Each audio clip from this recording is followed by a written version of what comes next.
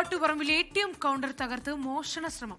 Poovattuparamba അങ്ങാടിയിലെ ഹിതാച്ചി ATM കൗണ്ടറിലാണ് മോഷണ ശ്രമം ഉണ്ടായത്. പണം നഷ്ടപ്പെട്ടിട്ടില്ല. വിവരങ്ങൾ നൽകാൻ അനീഷ് ദേവസ്യ കോഴിക്കോട് നിന്ന് ചേരുന്നുണ്ട്. അനീഷ്, പണം നഷ്ടപ്പെട്ടിട്ടില്ല എന്നത് ആശ്വാസകരമായ കാര്യം തന്നെയാണ്. ഇത് എപ്പോഴായിരുന്നു ഈ ആരാണ് ഇതിന് പിന്നിൽ എന്ന കാര്യത്തിൽ വ്യക്തതയുണ്ടോ?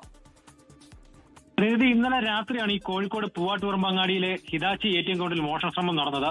ഈ മോഷണ സംഘം ATM മെഷീൻ തകർത്തെങ്കിലും ഉള്ളിലുണ്ടായിരുന്ന പണം നഷ്ടപ്പെട്ടിട്ടില്ല എന്ന് ലഭിക്കുന്ന വിവരം.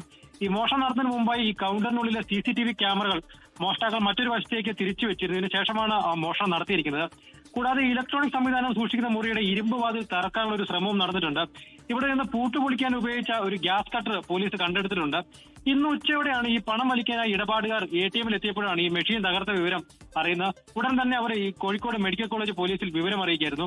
ഈ പോലീസും വിരലടയാള വിദഗ്ധരും അതുപോലെ ഡോഗ് സ്ക്വാഡ് സ്ഥലത്തെത്തി വിശദമായ ഒരു പരിശോധന നടത്തിയിട്ടുണ്ട്.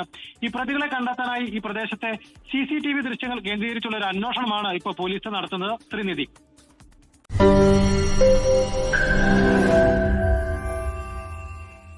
ലോകത്തെവിടെയായാലും ഏത് സമയത്തും 24 വാർത്തകളും ഓഗ്മെന്റഡ് റിയാലിറ്റി പാക്കേജുകളും എക്സ്പ്ലെയിനറുകളും വിശദമായി കാണാൻ ഞങ്ങളുടെ YouTube ചാനൽ നിങ്ങൾക്ക് സബ്സ്ക്രൈബ് ചെയ്യാം.